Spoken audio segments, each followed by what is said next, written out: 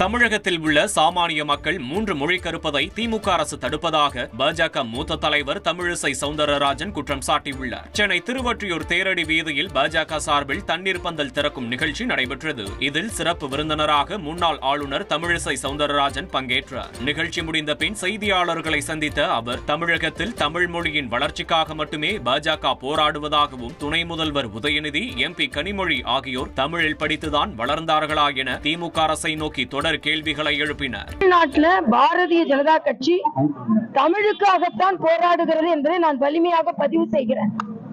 புதிய கல்விக் கொள்கையை நாங்கள் ஏன் வேண்டும் என்று சொல்கிறோம் என்றால், தாய் வழி கல்வியை தமிழ் வழி கல்வி 5வது வரைக்கும் படிக்கணும்னு தான். 5வது வரைக்கும் நான் தமிழ்ல தான் படிச்சேன். கனிமொழி தமிழ்ல படிச்சாங்களா? உதயநிதி தமிழ்ல படிச்சாரா? இன்ப நிதியை தமிழ் படிக்க வச்சாங்களா தமிழ் மீடியத்துல? ஆக தமிழக மக்களை திராவிட முன்னேற்ற கழகம் உங்களை ஏமாற்றுகிறது.